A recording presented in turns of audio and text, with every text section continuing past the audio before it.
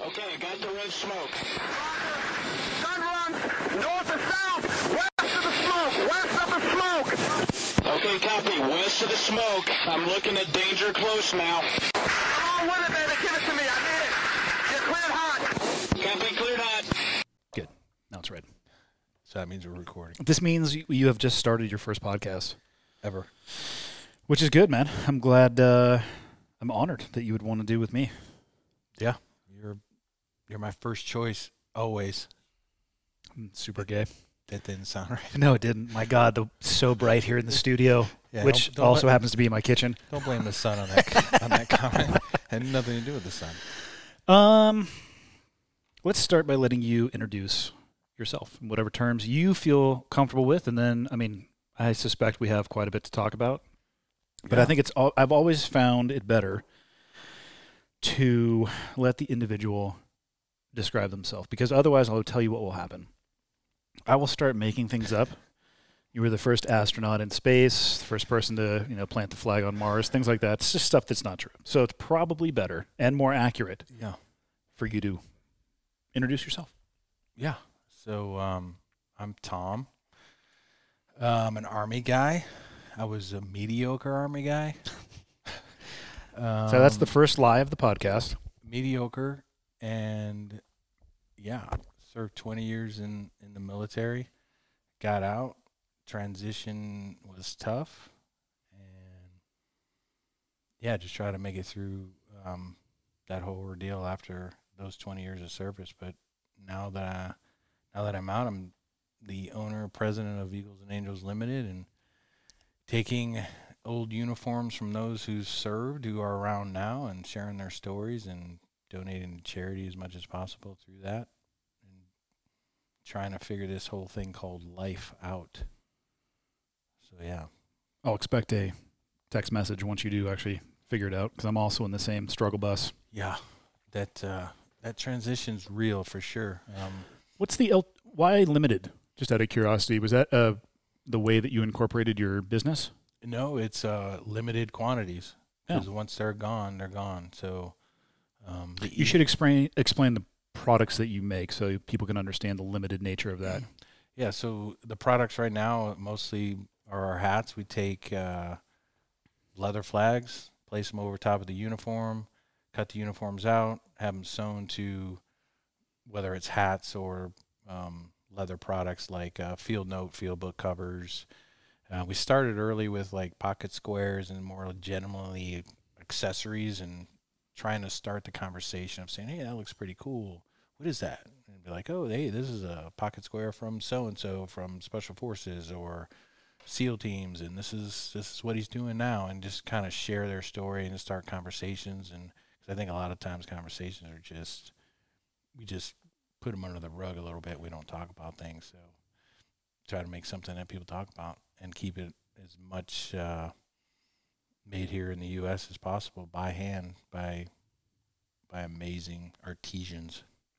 You should, or we should talk at least about some of the most recent people that you've been working with, because the stories you're talking about, like specifically the most recent post that I just saw, as we were talking about on the drive out to the house, I had no idea who this guy was. And come to find out, he's a Medal of Honor recipient who's donating a uniform with which you'll make those products that you're talking about, which I think the coolest part about it is that it's like a legacy piece, and it allows people, what would be the best way to describe it? To touch a piece of history, I guess? Yeah, I mean, the hashtag that we're using is Cloth of Heroes. Mm-hmm. And to me, all these people, I mean, to me, are just heroic in the way I look at things. And again, with Ron, the Medal of Honor recipient, who's donating, I didn't know that much of him. I mean, I've been retired. I'm ashamed to say I did not know who he was at all. I had to go back and research what he got the Medal of Honor for, what branch of this. And then I was shocked to find out it was a recent award given to him. Yeah. Trump gave him the award, and later on in that same battle, another Special Forces, I think it's a Special Forces sergeant that got the award too. And recently received it as well, right? Yeah. So even the battle, I mean, I don't even recall the battle because I don't either. again, there's Do you know what so year it much was? going on that he received the award? The year that the engagement occurred, from which, because it's the flash to bang on that one seems to be about 6 years. Yeah, again, a lot of my stuff that I'm getting, I don't know about either. Like some of these stories, like I don't know all of these people, and yeah, I'm still reading up on it because we're trying to, just still reading up on a lot of those things and getting his story right before I even put it on paper. Yeah. It's I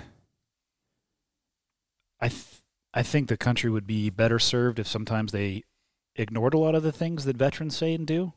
Yeah. But I also think that we as a society would be also better served if we paid a little bit more attention to stories like those. Yeah, and that's Like if you're getting the Medal of Honor and nobody's heard about it, if both you and I have never heard about it and we served Right. at a relatively high capacity, right. I think as a nation we're probably doing a disservice when it comes to telling that Yeah. story and that narrative. Yeah, and I think we're doing an okay job at it. I'm by no means a really good storyteller. I'm getting better at it. But yeah, I'm a little like even Clint Romeshay. He donated. He was the first Medal of Honor recipient to donate to us. Mm-hmm.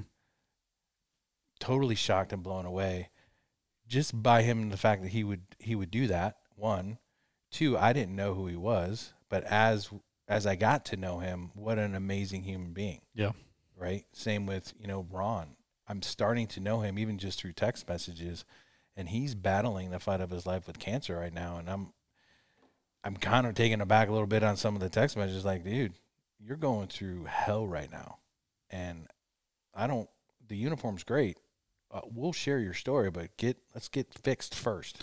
Do you know if his cancer was service related? I don't think it was, but Because I know it's lung cancer. Did they catch it early? Again, I don't know a lot of it other than when he received the medal, President Trump talked about it, that he was fighting cancer right then and there, because he got out and he joined the Secret Service. So he's still that's in the Secret right. Service. Okay. So he's in that capacity somehow, but obviously, again, fighting for his life. And so when he was given the award, he was right there on the hill, and that's kind of how they gave it to him. Because I was a little confused, too, about, like, okay, Special Forces, secret, okay, did you get out? Are you out? So he's out. He's like, yeah, but people, they get it kind of mixed up. And he's like, yeah, I'm still an agent. I think they should call it the service, because you can't call it the Secret Service but then serve publicly. Right. I had a woman on, actually. Her name was Evie Pompouris. I met her through a TV project. Actually, we didn't meet on the TV project. We talked over the phone a few times because I was in LA, she was in Atlanta. She was a Secret Service agent as well. Really?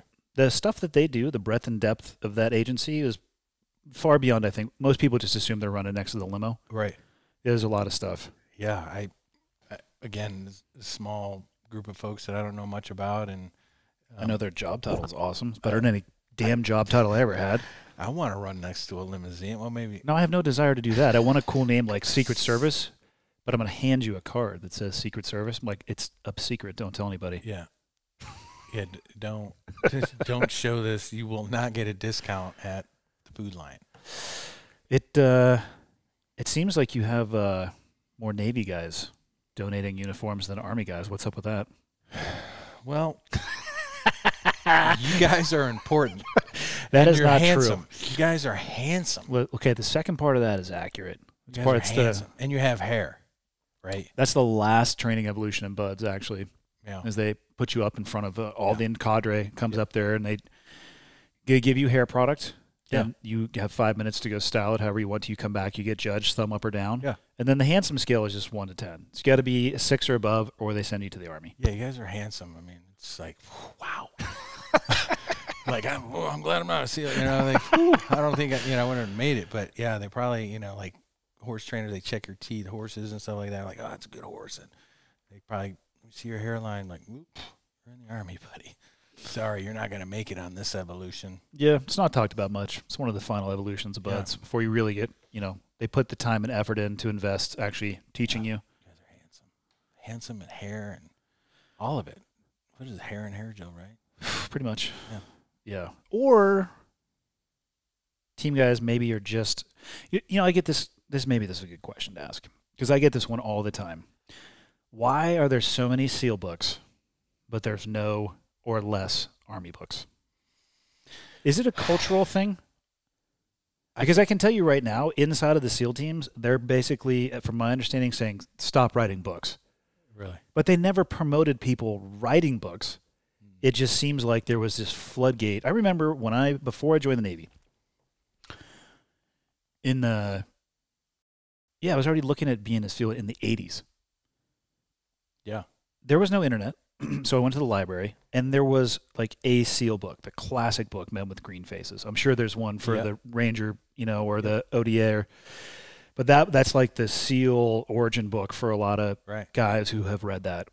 And then there was Rogue Warrior, which I've said before. I thought that was a nonfiction book. Was really let down.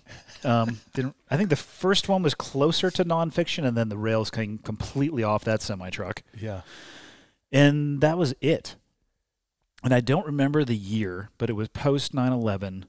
But I like military history to a degree, but I would just kind of go walk through the military history section, and it was at a Barnes and Nobles. I remember doing this. And I walked in, and it was like Trident, SEAL book, another SEAL book, another SEAL book. And I just had to sit there for a minute in awe, like, what in the hell just happened? I mean, obviously there was more things that people were doing because there wasn't much going on post-Vietnam. I mean, Panama and Grenada, a very small component of naval special warfare. And then Mogadishu, I think there was exactly 4 guys there from the command. Actually, there was some sniper support there. Yep. And no books came out of that. But then post 9/11, it exploded. Yeah, I mean, from my community, but you don't see it a lot. Specifically, from the where you ended your career at, you see almost none. Actually, I can't point to a single book. I think it's just culture. I do. I mean, I don't even know what we could write about other than. Well, if we're being totally honest, the job was, I would say, 99% the same. Especially at the highest level. We wore different uniforms, but we were doing different, like dress uniforms, not in the field uniforms. 100% agree. But we were doing exactly the same thing. So that you guys could tell the same stories that any, people from that command could tell as well. Yeah. And plenty of battles, plenty of experiences. I think it's culture. I think it's trying to live on that quiet professionalism maybe. Yeah. But when I say it like that, it's no disrespect to anybody who's written a book. I mean, unless you start. Some people should be disrespected for writing their books. Yeah, for sure. And I think those people, if they do make those decisions, that's not an end. It doesn't end well for them. I don't think. Is it something that was ever talked about internally? Of the books, or just like, hey, don't. No, because I don't remember ever being told not to as well. Yeah, no, I don't either. It's just there's a magnitude of order difference. Like I said, I can't think of a single book from the modern era written from that command, and I could probably rattle off a half a dozen. Yeah, from my side of the house. And I get that question often. You're the first person that I could bounce it off against because you come from that world. I would say culture and the fact that maybe you just don't want to be the first one to do it. I know. Well, there is some truth to being the first guy through the door. You're going to take it in the teeth. Yeah, you're gonna. but it's I'm not a good writer, so I didn't write one. So I also will not ever be writing a book. We should write a book. I want to do a coloring book. That I feel like I have the intellectual capacity to do. How many pages though? I mean, we'd have to research the minimum number. Right. I think we could do like a dozen pages. Right. But let's just make it with primary colors. You can't use like the whole crayon box. You can only use primary colors. I don't want to put people in a box, man. Just let them be creative. Well, see, Navy, Army. Let them be creative. Let them be whoever they want. I can't do. And you're sitting there. We should do paint by number, 3 colors. Yeah, we can't do that. Yeah, I'm saying left and right limits here with these youngsters. You don't want them to just go crazy with the coloring book. How'd you pick the Army? I actually picked the Navy first, and it goes back to there was a lot. It was the Trident. It was the. You were looking at being a team guy?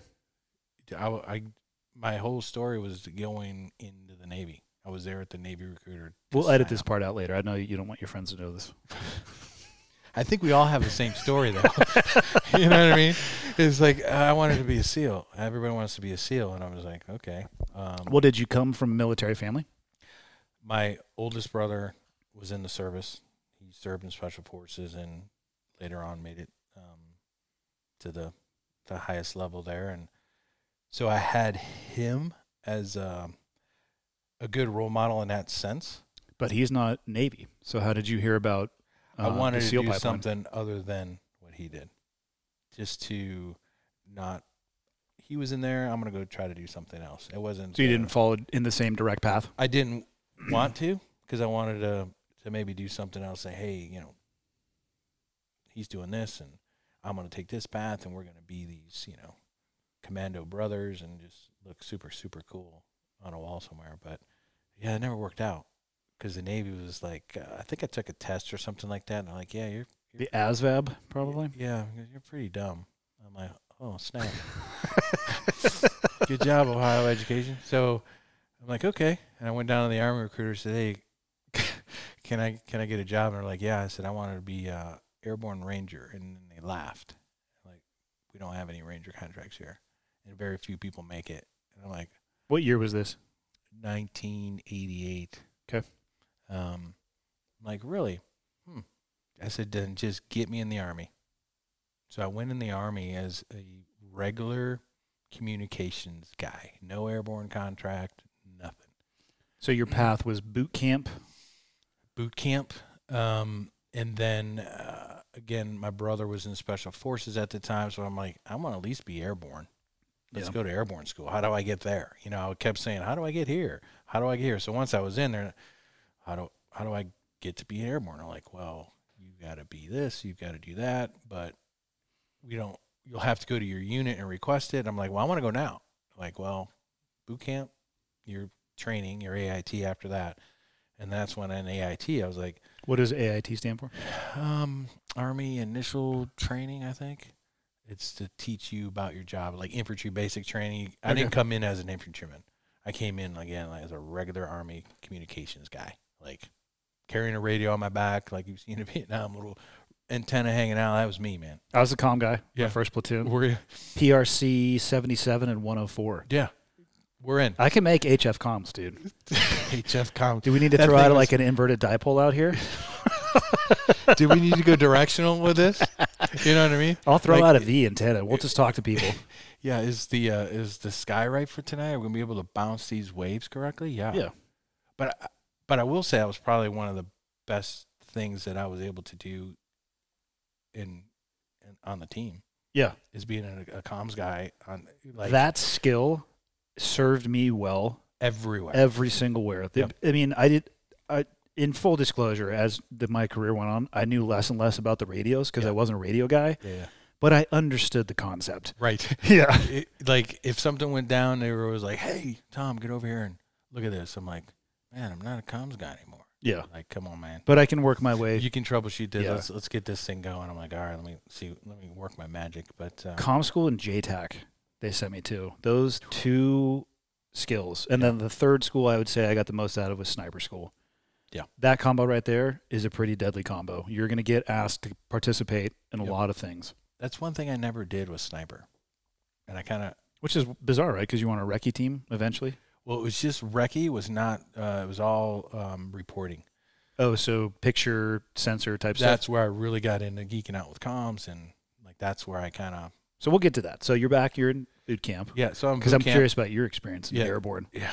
So so I'm in boot camp, and then I go to AIT, and then I'm in AIT, and say, hey, how do I get airborne? They're like, the honor grad or distinguished honor grad will get a school of choice, whatever. I'm like, well, how do I do that? Physical and the whole gamut, right? You got to max out your PT test, and you've got to be the best in your class and everything. And academically, I'm like, Heck yeah. So I didn't go anywhere for a month. Like I literally did what they told me to do, and I got distinguished honor grad in AIT. They gave me airborne school en route to the 82nd Airborne Division, Fort Bragg. And I'm like, holy cow. And the coolest part is my brother was there with group at the time. How much older is he than you? He's, I want to say 4. So he was already probably through the Special Forces pipeline. Yeah, he was a Green Beret. He was there. I'm like, Fort Bragg, I'll get to be with my brother. It'd be sweet.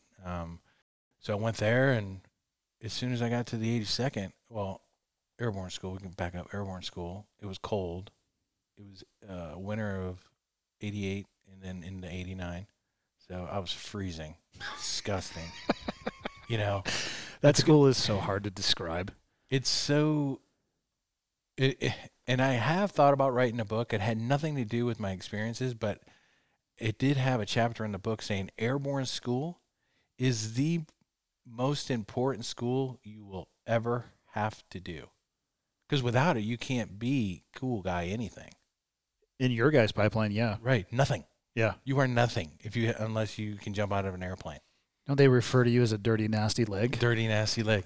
So I was really never a dirty, nasty, right? But yeah. So airborne school was cool, but I was only... Airborne school was not cool.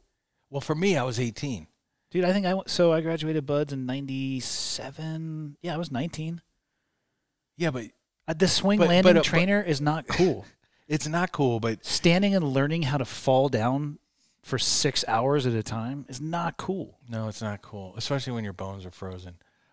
Yeah. That was cool. What is it, the 30-foot tower, and standing in line at that thing and watching people jump refuse the 30-foot tower? Yeah. And seeing a nice kung fu kick to the, yeah, good. You're getting out of here. And then they yell at you for bad form. It's like, dude, he just kicked me out of this thing. And Did you use the towers there? The Mighty I was going to ask you about that. I did it. You did? I did. They would not let us. The towers were not in use when we were there. Actually, no, I take that back. They had the entire class go out and sit. So these towers, for people who are trying to figure out what we're talking about, if I remember correctly, they could hold 4 or 5 people. It's like a huge tower that goes up. It was 3 people. Don't worry about it. Whatever. We'll talk about your memory later. So 3 Army guys or 4 or 5 Navy guys. But there are these huge towers that are hundreds of feet in the air, and it basically would lower down some type of system that you would attach a parachute to and pick a human being up, and then it would release you so you could basically practice the landing sequence of a static line parachute jump. Under canopy and just land and be like, okay, good to go. Get up. And you weren't under canopy for long. It was a couple hundred feet, so a few seconds at best. You didn't have any chance of, I mean, they're not really steerable canopies anyway. Yep. But they had the whole class go out there, and they took an instructor up to show like a live parachute landing fall. Yep. And we weren't allowed to get anywhere near the towers after that. And I think they shut them down. I don't know what year. I think there was an injury involved or something happened where they shut them down, because those things are freaking massive, and you're looking at them, you're like, what in the hell is that ridiculous contraption? There's 3 of them, I believe, and there's each hold between 4 to 5. Each can take 100 men. This was a long time ago, and like I said, I never physically got to use it, but we would see them every day. Yeah. So we did that. Graduated airborne school. How was your first static line jump? First static line jump was nerve-wracking. I was scared. Where were you in the stick? Which for people listening is basically a term for a line. I was probably 10 back maybe. But you can see the other door open too, right? So it's going out both doors. I'm like, oh my gosh, this is really happening. Like, this is not cool. And my leg like literally started to shake. And I'll maybe tell another story about the other only time my leg started to shake. Like why is my leg shaking right now? This is weird. But I looked over and everybody seemed kind of calm, and there was females in the class, guys in the class. I mean, old, young, and I'm like, why am I the only guy freaking out right now? Okay, calm yourself down there, hero. And, there you go. I made 5 jumps and didn't break my leg and graduated. Yeah, that was a pretty cool day, but. I hated my first one. I was going backwards, and I went ankles back of my head. Yeah, that hurts. probably legitimately a concussion. But since you were older than me, it probably really hurt. Yeah, my 'Cause bones you were are 19, frail. I was 18. So Yeah. it was, I had a lot of age in my bones. They were yeah, frail you were- and ready to snap. yeah, they And I were- remember laying there, watching other planes fly over and just little parachutes coming out, thinking, I don't think I can do 4 more of these. I legitimately just went ankles, whap, back of my head. Friar DZ. And like the third jump, the next jump went better. I actually did a PLF. I was Yeah. like, okay, I got this. Third jump on the ground on the DZ. And again, it's hard to describe because as you're landing, there's a fleet of aircraft circling, just getting ready, just popping people out both doors. Yeah. And I hear, so there's Sergeant Airborne on the ground with a megaphone and huge speakers. Yeah. And I hear him say, jumper with the malfunction, pull your reserve. And I'm sitting there looking up and I just see boop, boop, boop, boop, boop, boop. Everybody pulling their reserve. Hey, let's not worry about creating 10 more malfunctions. Yeah. But I do remember guys coming. So when did you go to airborne school and why? It was that during. It became, so you had to go through BUDS first, the 6 months. And this has changed since. The pipeline now, we used to get very hung up at the free fall portion of the pipeline. Right. Because the Army is the proponent of free fall in the military, the JFK school, which is based in Bragg. Yep. But you jump in Yuma. And I think, like when I got to my first team, you were going to be at the team probably from somewhere between 4 to 6 years until you even got a shot at going to Yuma because it was based on the number of Navy instructors that were there. That's how many billets you would get. Yep. And it wasn't many. That. Yep. So our pipeline was graduate BUDS, and then they made a catastrophic error of sending my entire BUDS class to Fort Benning together. For airborne school. For airborne school. So you can imagine the discipline issues that occurred. The Yeah. first time in 6 months that we don't have a guy wearing a blue and gold shirt, Yeah. and it was, it was probably the worst case scenario for the Army and the best case scenario for us. But from there, everybody split up and then went to their individual teams. And if they got free fall later on, Yeah. they would get it. Now the Navy runs, so they go BUDS, and I don't know the break in between, but they do BUDS, static line, then free fall right on top of it, and Okay. then they continue on. So every SEAL now is static line and free fall qualified. For a long time, you would be static line because you get your goal wings. right. Normally you'll see the SEALs with the trident and then their jump wings. Yes. And now everybody has their free fall wings as well too. Oh, okay. Yeah. So I it's didn't know. across the force because otherwise, as you know, you get very picky and choosy. Not that Sure. I mean, that I know of, there's never been a conventional unit that has executed a free fall insertion because it's ridiculously dangerous. Right. But if you had to do that, it would have gotten very picky and choosy. And I was a comm guy, JTAC for a while, not free fall qualified. I'm not going. Yep. If that came up. Yeah. I I mean, we did a lot of free fall stuff when I was in the Rangers doing the reconnaissance stuff. And that makes lot. sense for that because I would imagine you were Yes, in much that's- smaller numbers. Yeah, smaller numbers, and that was a huge blessing too because we jumped a lot with full kit, and there's plenty of stories of that. I don't have very many static lines. I have about 80. I think I have about that too. It's not very many because once I got out of the 82nd, because 82nd they jump, but once I went to Desert Shield, Desert Storm with them. Yeah. After that trip, I'm like, okay. And they brought me into a room and they said, hey, you have to re-enlist or get out. I'm like, really? So I only signed up for a 3-year contract. Mm. So I went from airborne school, 82nd, found myself in Desert Shield, Desert Storm really fast. And then I'm like, holy smokes. Got back from that and they said, hey, you got to re-enlist. I'm like, ooh. What'd you guys do in Desert Shield, Desert Storm? Hunting scuds with the 82nd. So what I do remember, the whole drawing the line in the sand, we got there in August, like August 3rd, I want to say. I don't know why I remember that number. August 3rd of 90. 82nd Airborne, big division. Mm-hmm.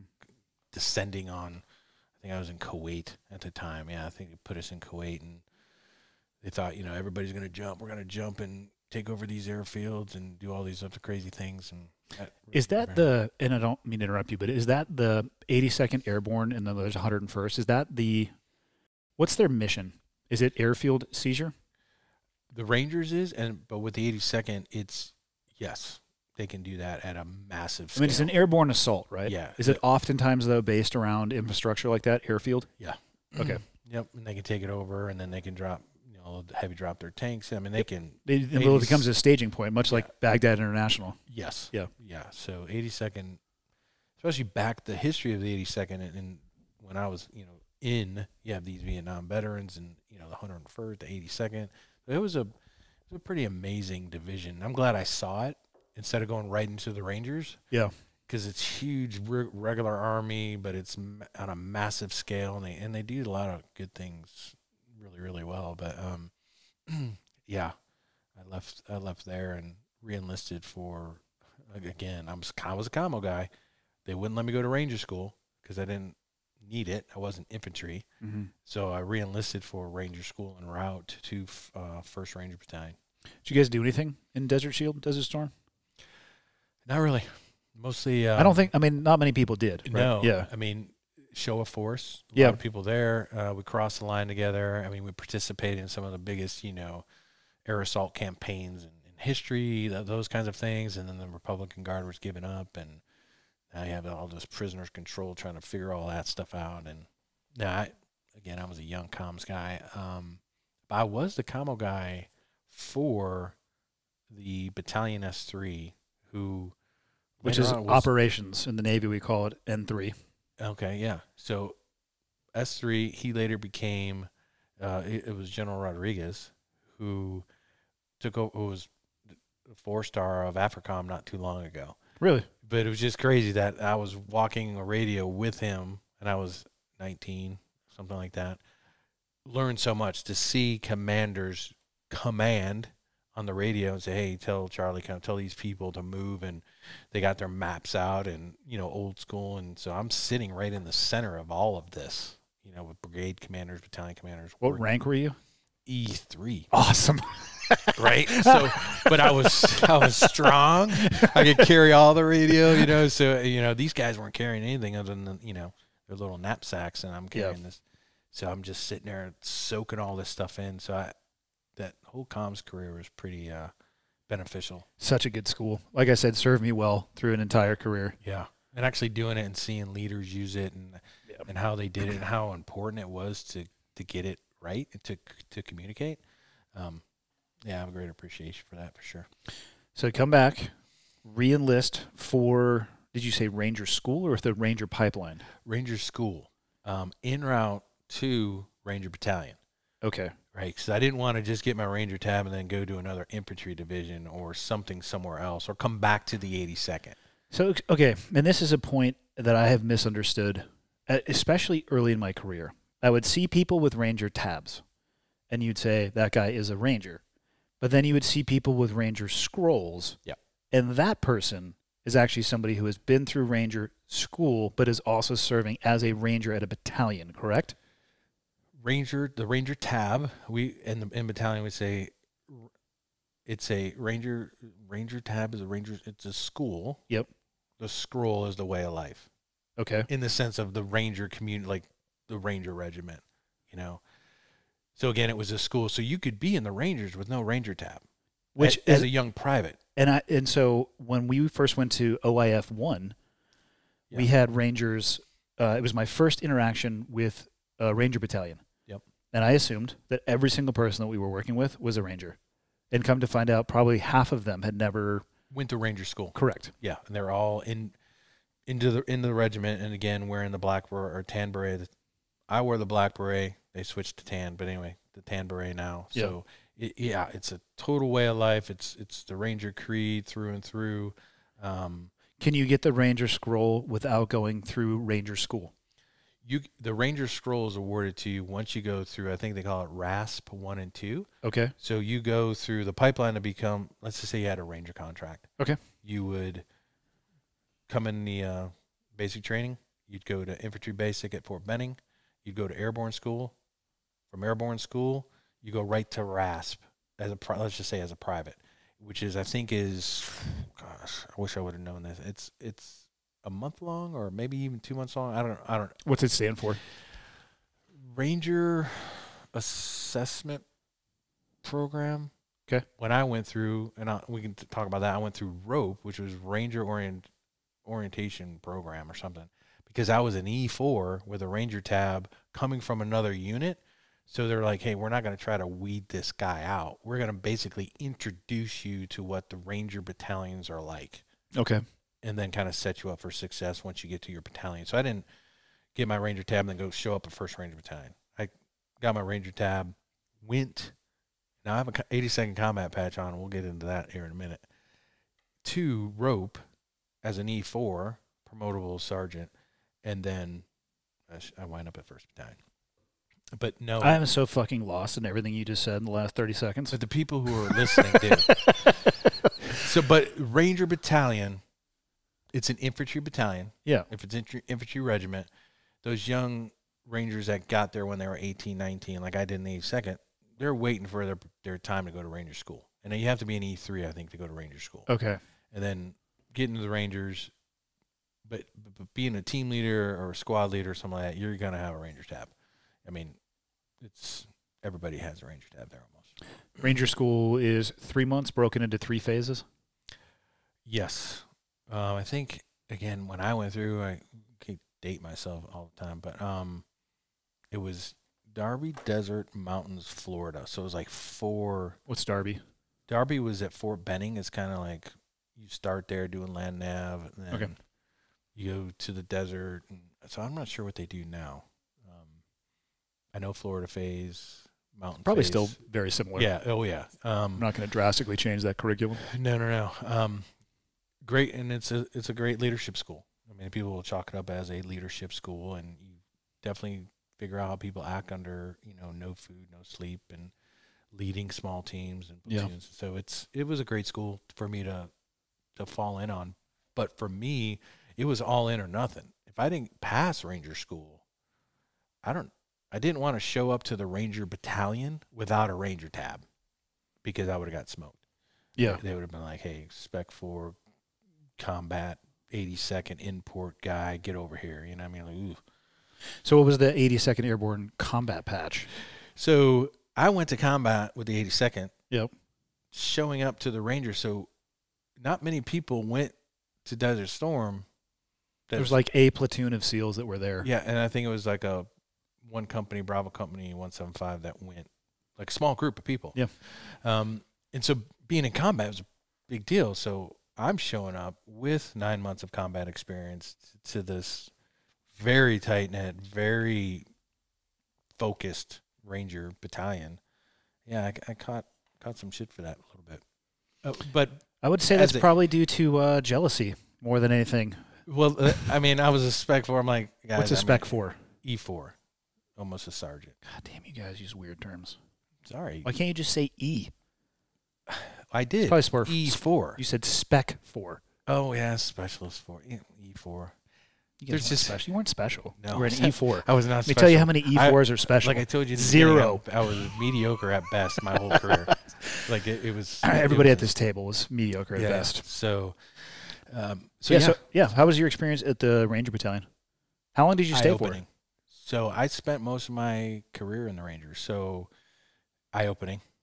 One of the best experiences of my life, in the sense that going from the 82nd, big army, getting a little bit more specialized with the Rangers, having a Ranger tab, being around people that were, leadership was key there. Like you had leaders, like in every single step, from team leaders to company commanders. These guys were leaders. And I think I thrived for that. And I loved it. So I worked my way through on the commo side with 1st Ranger Battalion, and then I went down to the Regimental Reconnaissance Detachment as a comms guy, and that's where I got to scuba school and the free fall stuff, because that was their mission, to be able to infiltrate and start doing reconnaissance, kind of like the old LERPs. Yeah. Really. And so the history behind all that too for me was pretty sweet. So the LRPs, which for people listening stands for Long Range Reconnaissance Patrol, correct? Were they the predecessor to the Rangers?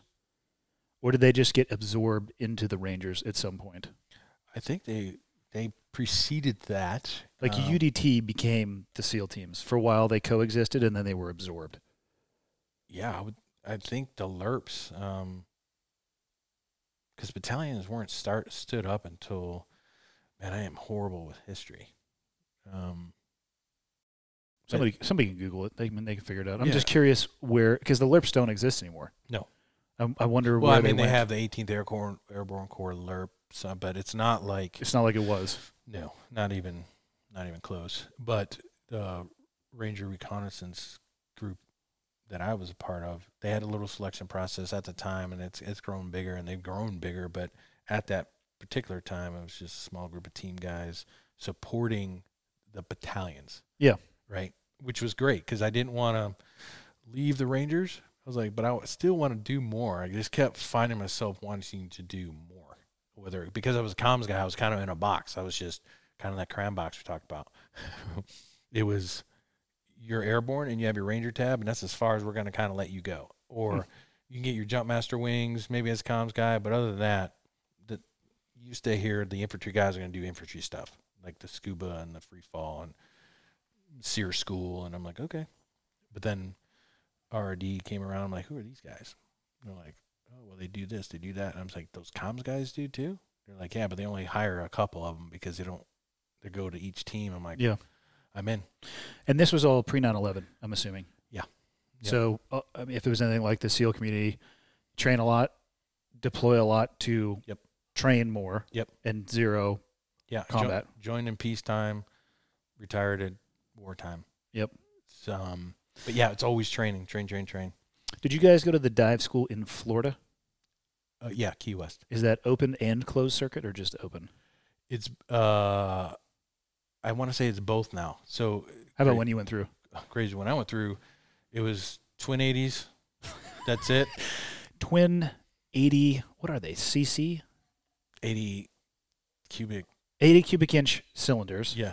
Twins. Yeah, which went out Makes two. which, yeah, we use those in buds too, with a manifold that Jacques Cousteau would football spike into the ground if you could ever see that thing. It was so antiquated. Right. And that a regulator was never hooked up to it for the longest time. So you weren't. What was a backpack? Yeah. It's like Dora. This is my magic backpack. And for people who don't have kids, you're not going to understand that reference. Yeah. Right. So, yeah, there's no magic map in there either. So, yeah, dive school, twin 80s, and then they introduced a dragger shortly after that. Yeah. In the course. I never got to dive it, but I came back a year later and went to dive soup. And we're tested on the dragger. And tested on the dragger, and they're like, Tom, you never even dove it. I'm like, just let me figure this out. So, and then did a quick refresh, make sure I was familiar with the dragger. So I went to dive soup about a year later. You didn't really miss anything by diving a dragger. I have far too many hours than I would care to admit. I couldn't even imagine. San Diego Bay on a dragger. Yeah. Oh God. Yeah, I don't. I think I wanted to be a SEAL, but after doing all that, I had no desire. Like being a SEAL quickly left my brain once I got in the Army. You know, I'm like, oh, I'm gonna do this, I'm gonna do that, and then you know, but yeah, the coldness would I don't like to be cold. And that's the number one tool at Buds. Oh, for sure. Cold, whether it's get you wet and stand you on top of the berm with no shirt off, with your arms out in the wind in the middle of the night. That's a good one, by the way. That's a good teaching technique. Yeah, that'll get you some bell ringers. Your kids don't want to listen to you. You know, hang them outside and. I don't think you're supposed to do that to your kids in 2020. Oh well. Perhaps we'll edit that portion out too. Perhaps we'll just go back to the coloring book. Yep. Yep. So, where'd you go after the Rangers? How did your career continue? So in RRD, I stayed there for, again, I'm still with the Ranger Regiment. So I was in the Rangers from 1992 to 2003. So I stayed there quite a long time. Yeah. But I deployed to Afghanistan too with the team, with the Rangers. So I was like, well, we're at war now.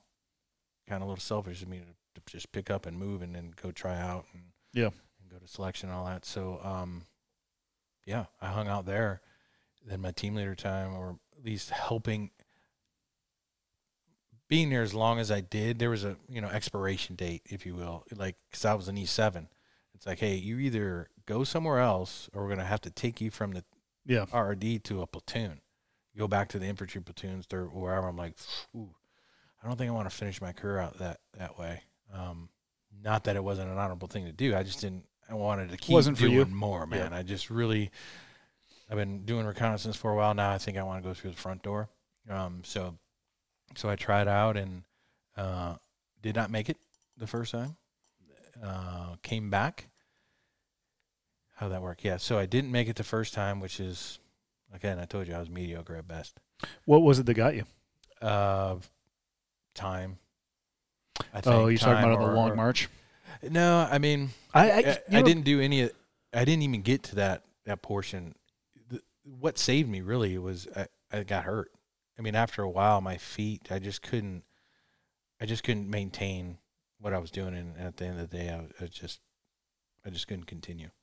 I actually know almost nothing about the selection process. Yeah. So, and share only whatever you would want to, but I'm curious as to how it what percentage of the people finish? Maybe we could start there. Oh, wow.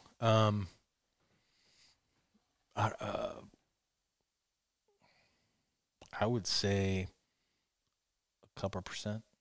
So single digits? How many people do you think started when you first started? I think we had, again, it's open to the Army, right? Anybody can try out. Isn't it open to all 4 branches? It is. It is. Which now. is incredibly unique. Yeah. Well, I highlighted Kevin Holland.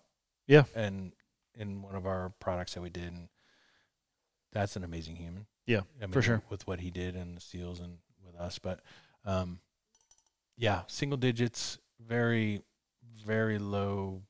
I don't even say graduation, like completance. So in the selection for development group, it is, people ask me this. They're like, well, what's the difference between being in a regular team and then going there? Yeah.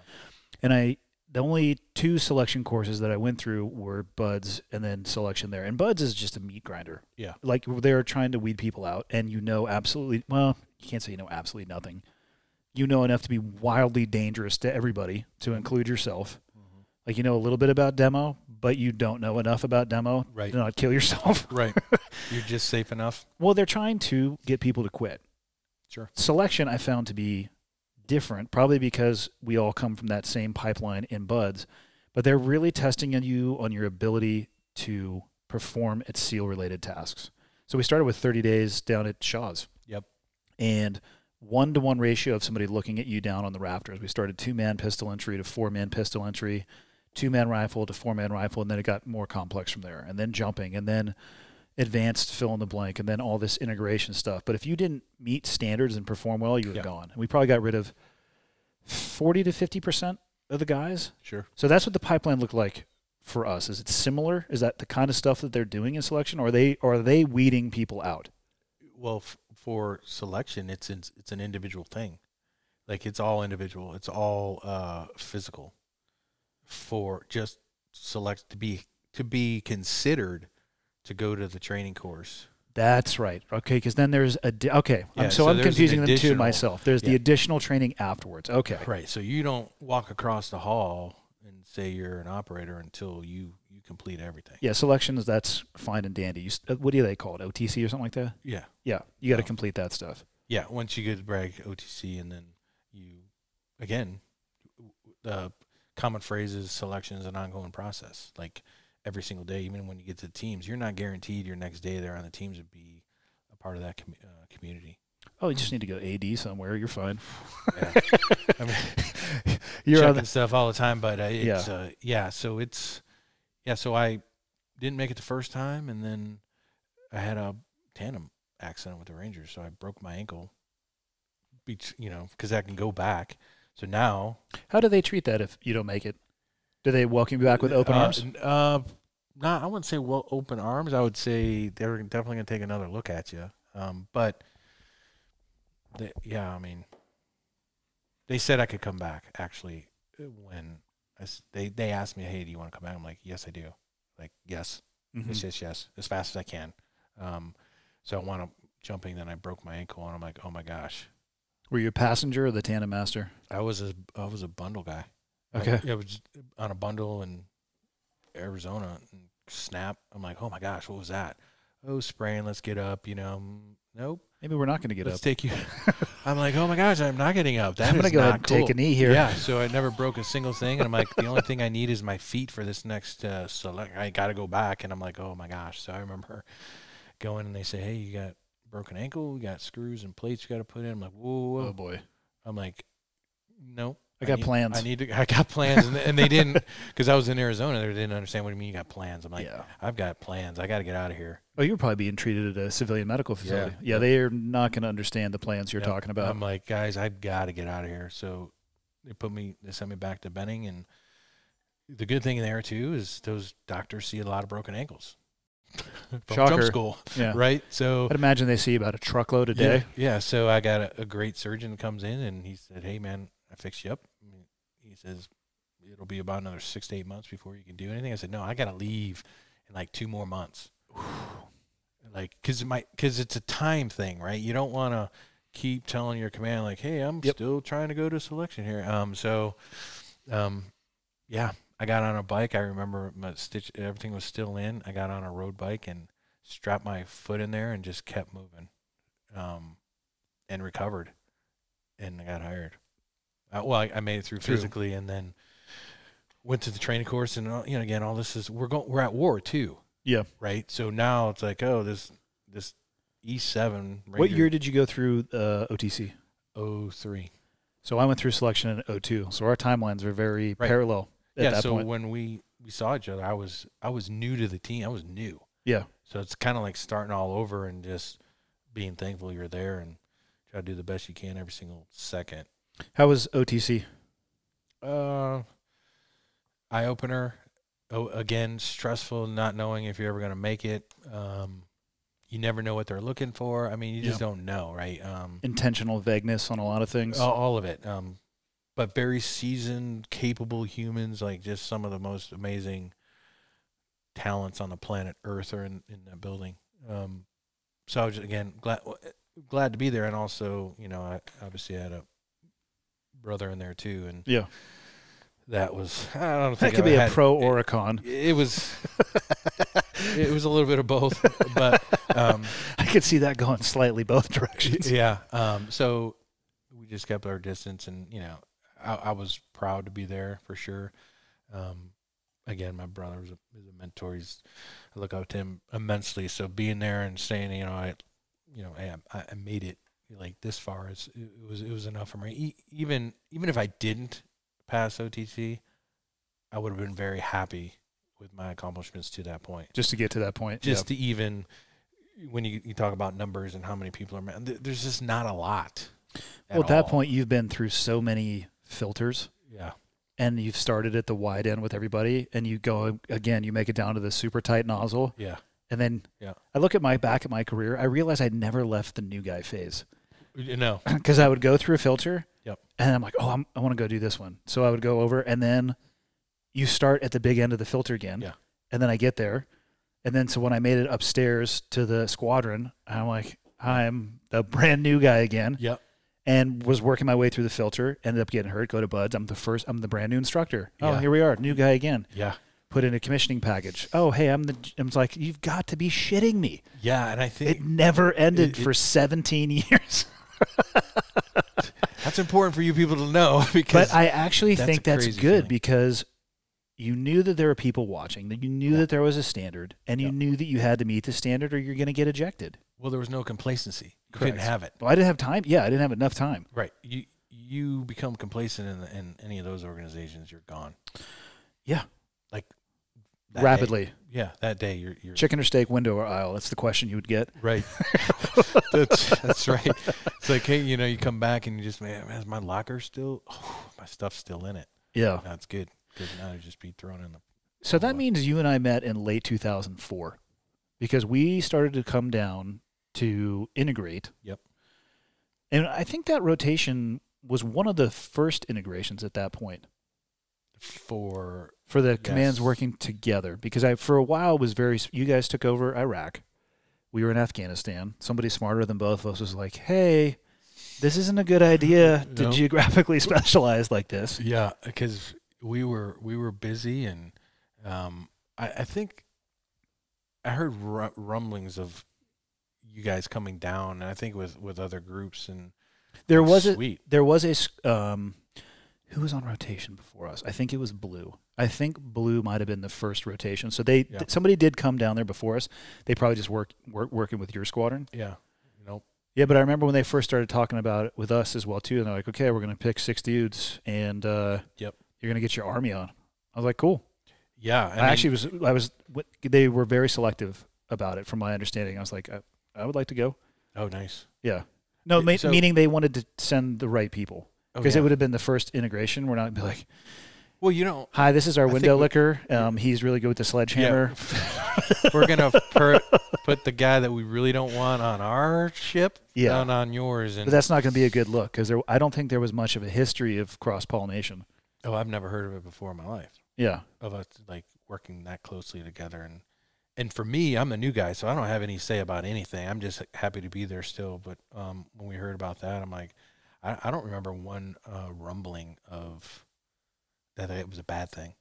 Other On than, our side too, yeah. Other than we need to integrate quickly and train together, because as you, I think it was like 3 months we had to work up. yeah, I mean, because we're still working up too, like Yeah. because we're getting new guys in and all this stuff, and we want to make sure they're up to speed too. But that was the height of the war too. Yeah, and it was funny is I think pre 9/11, I bet you there was some headbutting and fighting for budget and relevancy, because people have asked me about it, and I bet at the highest levels, like at the shiny collar device level, Yeah. I bet you there was some infighting. But Without a doubt. within the first day of showing up and meeting everybody in your guys' team room, like, oh yeah, these are our people. Like at the operator level, there was no difference whatsoever. We had a chow hall, you didn't. Our chow hall was better. Your chow hall is really good. Right. You guys had well, wait a minute. Did we have a pool? No, we didn't have a pool in the compound. Well, You guys do have a pool. But you guys have to wear swimmies to go in it, and we didn't have to. So right. We had to have lifeguards. you did. We had to swim with a buddy. We are our own lifeguard. Right. I will save my own life. I was so thankful you showed up. Now that I was like, hey, we can use a pool now. Andy's here. Andy's here. Let's go swimming. No, the chow hall was the best. No, but I think we came down maybe 4 times for a week at a pop, and then we were off and running. And then when we got overseas, I mean, That was crazy. I don't feel like there was a hiccup at all. It was kind of a seamless integration, because I think we basically hopped right into it. Yep. We treated everybody. There was no. You couldn't. Yeah, there was no time for any additional bullshit over No, there. You couldn't. You had to be game on, and everybody's game face was there. You guys worked your way to your command. We worked to ours, and we respect each other in that aspect too. I would say that we were probably more defined by our similarities than the differences. I think you guys had a few more rednecks than us. There was some country boys. Yes.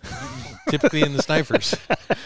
Yeah. Let's be honest. You guys had some country boys, but I tell you what, country boys can shoot a rifle Yeah. because they've been like blasting squirrels since they were 6 months old. Right. And that kind of team room talk, I'm like, hunting, yuck. And I'm an E8 now. I'm like, yuck. Like, why would you do that? Why are you in your camouflage outfit right now? Is it bizarre for people to go through that command selection at an E7 or E8 level? Because I feel like on my side, I feel like they cut, like beyond E6, you're going to have a tough time. I think they extended it. So I got there as a senior E7 senior E7. I think that's the cutoff. I'm not sure what it is now. It could be E6, but E7 I was pushing it. Well, you're long in the tooth. Yeah, for sure. I went to selection. I was 33. I didn't spend a lot of time there. I mean, I retired. Yeah, in the Army, what's the jump between what you would consider to be middle management and senior enlisted leadership? For us, it's the jump between E6 to E7. That's where you put on chief and you change from the, the jumper uniform to the khaki uniform. I would say 7 to 8, E7 to 8. Okay. It's like platoon leader or platoon sergeant to first sergeant, and Yeah. other jobs like that. You certainly get treated differently in the Navy once you put on chief. Once you go E6 to E7, it's a different ecosystem for you. Well, yeah. I saw that. I don't know if you remember Uphold Democracy, that war that was about going into Haiti, and then Jimmy Carter stepped in and kind of called it off, and I don't know how all that worked, but I was on USS America at the time. Is that a carrier? Yeah. It sounds like an old one that's probably been decommissioned. It is. But they were like, hey, all E6s or whatever's can go to this mess, and like a lot of Army guys are like, oh my gosh, you're not an E6 and E7. I'm like, yeah, we are. So the that's Navy where guys I don't learned. understand your rank anyway, but like, yes, this is a E11 rank right here. So we thought we were a pretty big deal, but I didn't get to go because I was an E5. So The Chiefs mess is no joke. They have ice cream. yeah, that's what those guys were getting. I wasn't. Yeah. But anyway, that whole, It's a pretty big deal in the Navy. And I have spent, I think, a total of 14 days on a naval vessel. I spent 30 on a submarine, but 14 on like a above the water naval vessel. And it is that jump between E6 and E7 is taken very seriously. really. There's there's the Chiefs mess, Yeah. and then there's the junior enlisted mess, and the two do not cross pollinate. Yeah, it's a big jump on the enlisted side. Yeah, we don't segregate like that. Well, maybe you don't have to.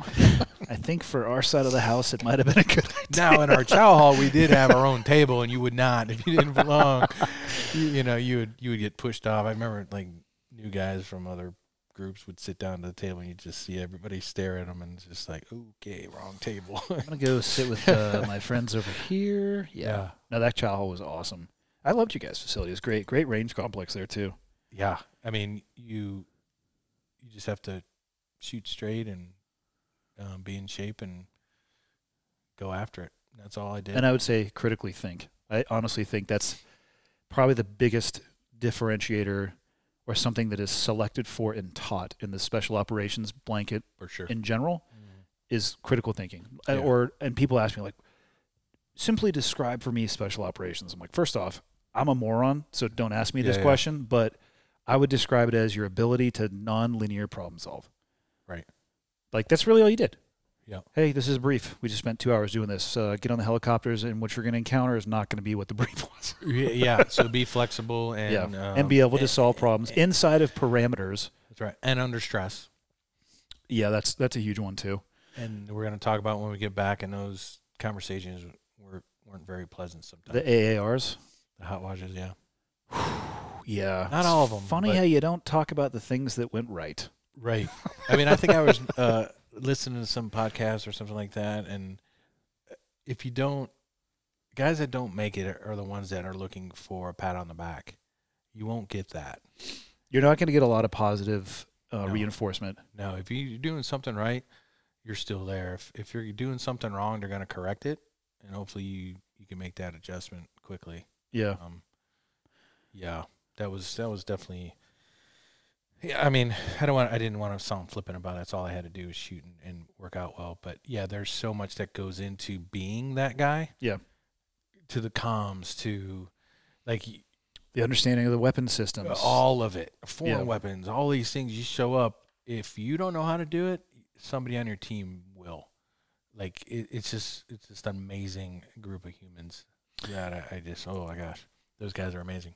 Agreed. February 5th, 2005. Where were you on that target? In the back. So you were on the other side of the building from me. I was in the back. I'm curious to hear your experience that night, because I don't know if you and I have ever sat down and talked about it.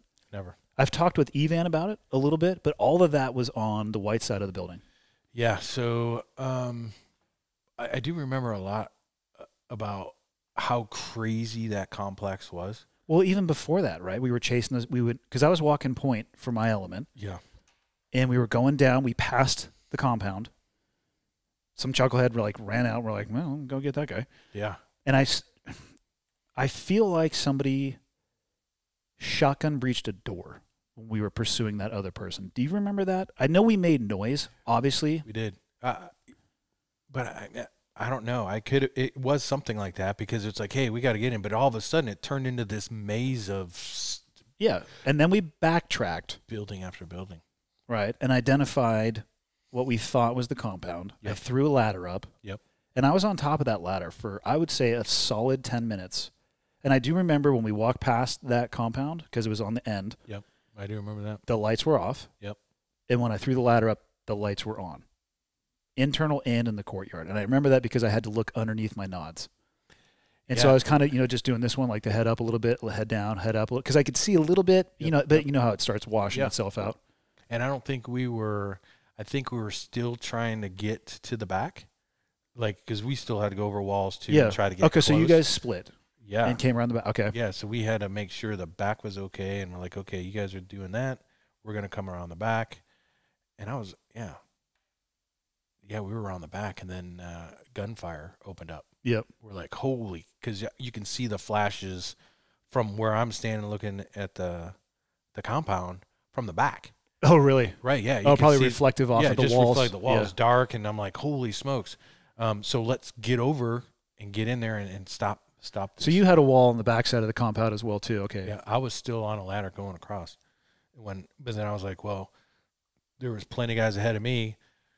There was, because we did people knew we were there, right? We Gig made was some up. noise, Yeah, for sure. Like I said, the gig is up now. You know what's crazy, though, is standing on that ladder and looking at that window, the one that the guy shot me through, I never saw a shadow move. I never saw a swish of a curtain. Yeah. And I looked at it and looked at it and looked at it, and then when I got the thumbs up, I was the first person over, and I hopped over, and I almost approached the door. And something in the back of my head was like, I'm not going to do this. Because I was just going to go hold security for Evan, who was going to put the breach up. But I stopped. I was like, I'm going to hang out in the shadow here just for a second. Yeah. So I never saw the guy. First round out is the one that got me. I never wound up, I don't think I even wound up going in. What did the back look like? Was there windows or just a door? There was just a door and I think a window with not a curtain, like a blanket over top of it. Okay. Kind of half, how it was half put up and they were falling down, but yeah, it wasn't very big or complex at all at that point. I think it was just trying to get and secure that place. Because you guys eventually because the gunfire was on our side, you guys made entry down the hallway. Shit got a little wild. Yep. And then it got wild, and we had to take care of the wounded and secure the target as much as we could. How many guys was it that night? Like 6? Got hurt? Yeah.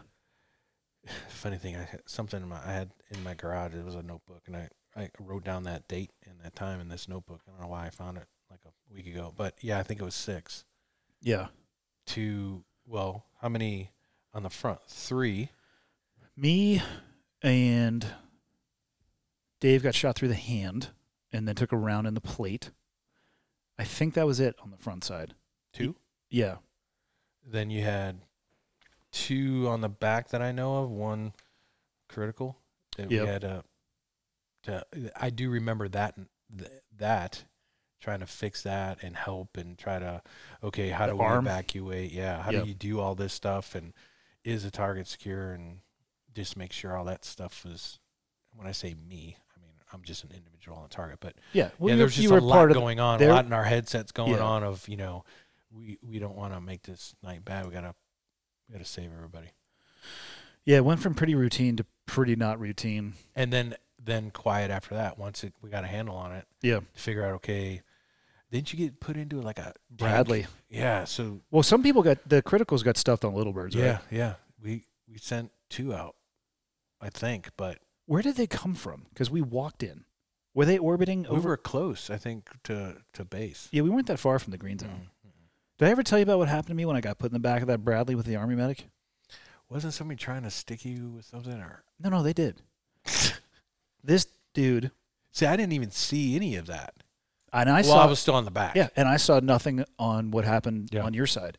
Yeah. I heard the same thing. My Peltors were just exploding with radio chatter, Yeah. which I was really not concerned with because I thought I'd been just smashed my entire leg and had about 5 minutes left.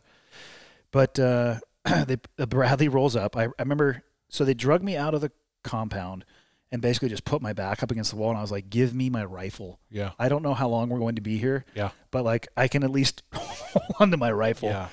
And they got wrapped with Curlex. And then I remember hearing the little birds come in.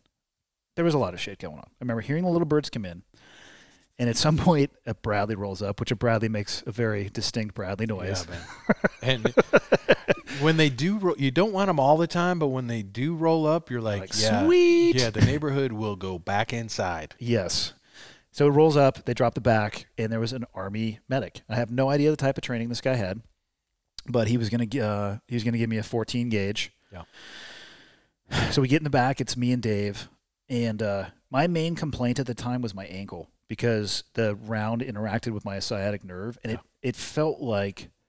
Don't get me wrong, the hip didn't feel awesome, but by the time I got to the hospital in Biap, I was convinced that my leg had been run over by that Bradley. Like my ankle hurt so bad. So the doc's in there. He's not a doc. He is not. Rescind that statement. The medic was in there, and he was shaken up. Mm-hmm. He was visibly shaken up. I mean, was he a regular Army medic? He was a regular Army medic, and so we should probably describe what we looked like. Spacemen, right? We had not shaved or cut our hair for a very long period of time. We're wearing not traditional Army uniforms. We did not look organized. We looked like a goddamn Hell's Angels gang. It was amazing. I loved it, but it would get bizarre looks from other people. So I'm looking at like, I'm not having a great day. No. I did not give myself any morphine, even though I had the auto injectors, because I watched too many stupid movies where a guy takes morphine, he's like, oh, and just goes out. I'm like, yeah, can't function. Yeah, and I didn't want that.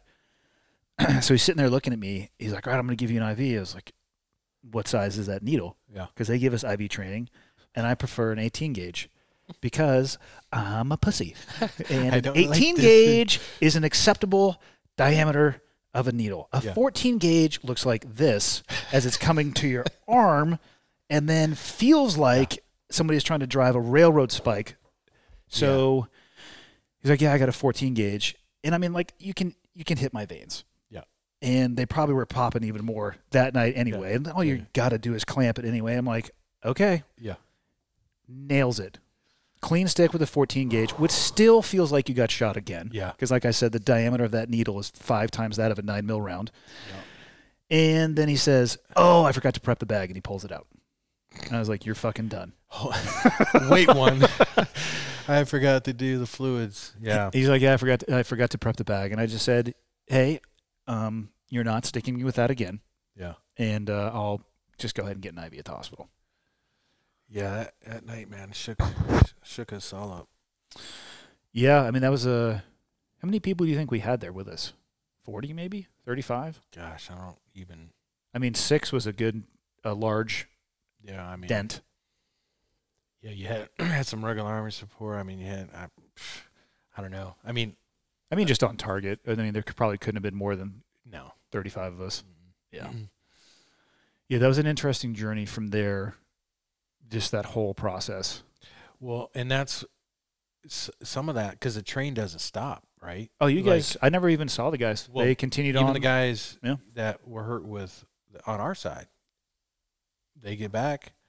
We're still doing our, I mean, that still kind of makes me upset to this day of not taking care of or being in touch more of the people that were injured because. You got a job to do, man. At first, I was bummed out because we were at the hospital in Baghdad for maybe 12 hours. And, I mean, nobody showed up. I was awake the entire – because we got there at night, obviously. Yeah. And they had juiced me with enough morphine where they couldn't give me any more because I have a genetic blood abnormality that doesn't work with opiates. Yeah, yeah. So I was like, hey, I'm in excruciating amount of pain. And the guy was like, this is what you weigh. This is what we gave you. Do you notice how it goes into the red zone after this? That's you dying. Yeah. It's like, oh, sweet. Nice. So I was awake all night, and then Yeah, nobody had the chance to come by because you guys were off prepping for a different objective the next night. Yep. And at first you're bummed out, then you're like, dude, I mean, at some point you have a realization that you're a cog in the wheel. Yeah. You know? You got to keep playing the game or playing on the battlefield. And yeah, I don't even say it's a distraction. You got to have your A game on every single day. You're going to be the next one.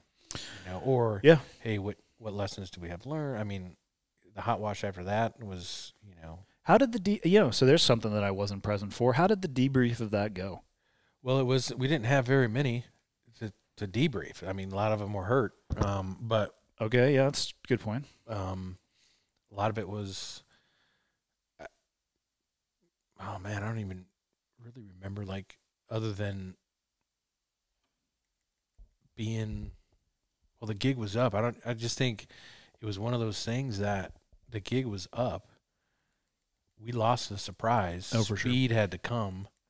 You know what I mean? So we were trying to get speed and balance the speed with decision making. I mean, it was fast, all of that. So how I don't think there was much change to it other than we need to be communicating better.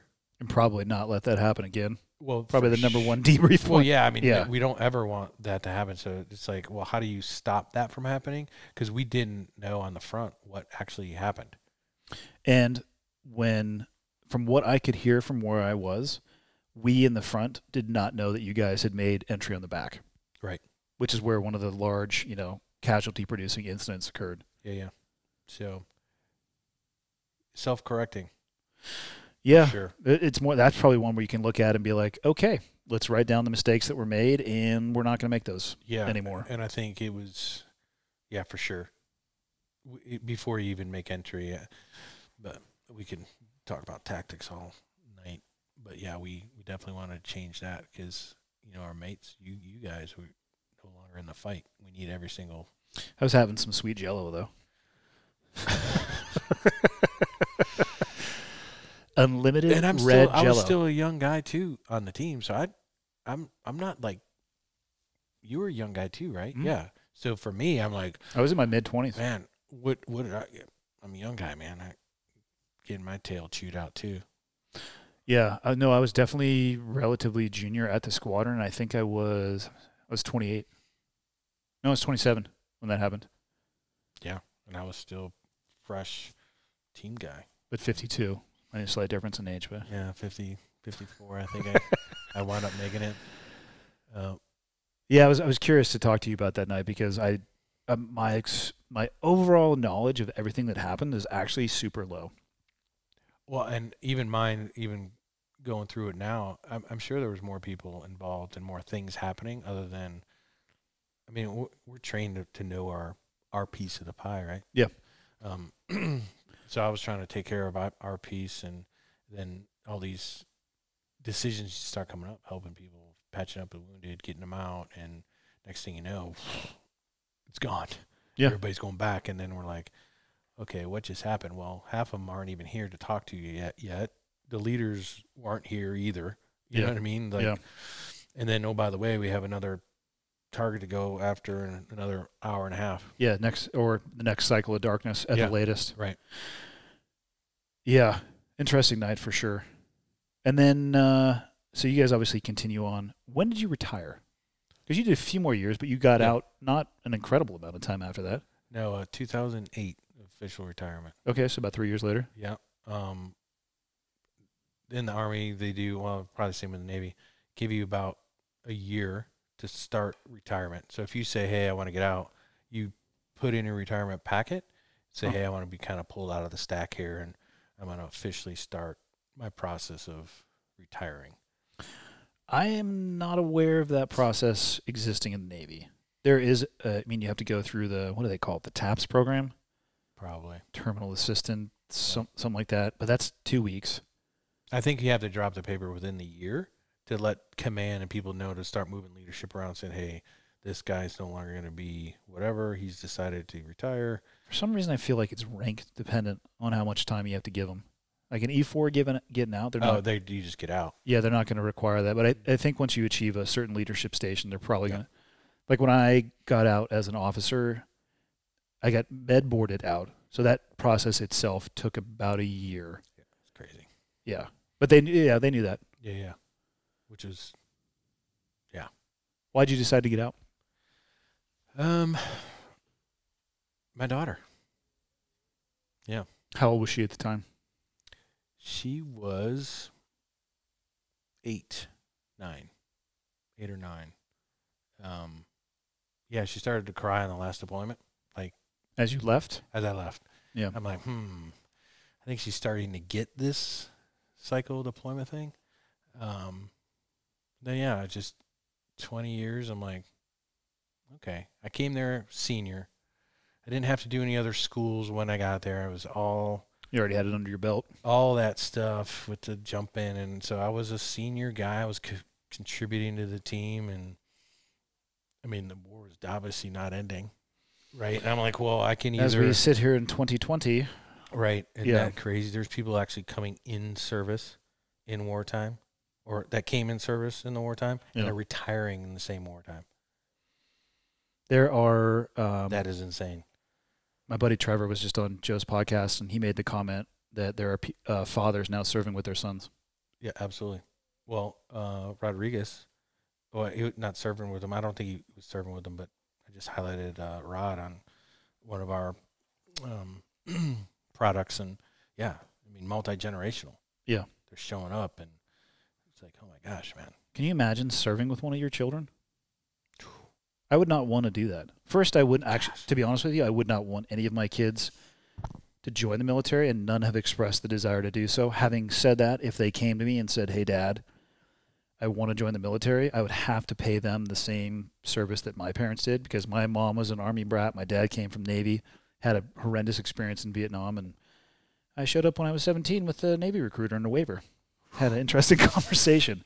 Yeah. Probably not the expressed desire that they had for my future, but they did not stand in my way. Which is fantastic. I mean, But I can't imagine serving with my dad. No. And now looking at it from, because of course at that phase of my life, I was like, I'll never have kids. Now I'm looking back Yeah. and I have 3 kids, 2 out of the 3 as a teenager. One of them 2 years from mandatory service. Yeah. You know, not mandatory service, but you have to sign up for the draft. Right.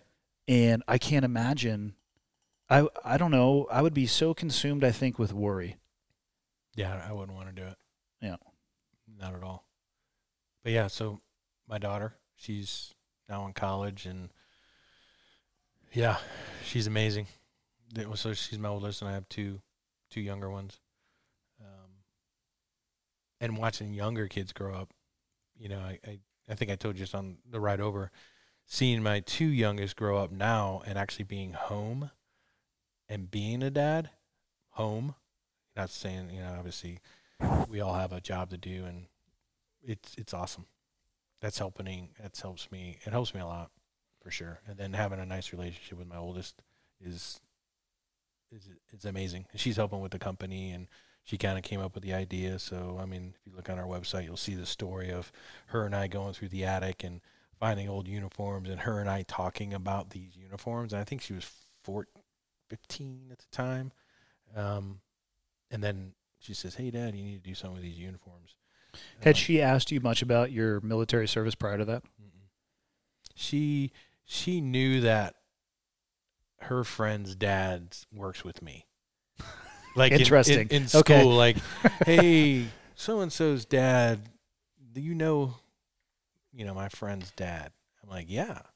She's like, oh, so some families maybe talk more about whatever. Yeah. So she's starting to put it all together. She's like, oh, you're special. I'm like, I don't know about all that, sweetie, but change the conversation. Who wants pizza? Getting a little uncomfortable. Yeah. No, but I think slowly now, I mean, I'm able to talk to her. She's older and kind of understand what I was doing. And Has she asked more questions as she's gotten older? I think she's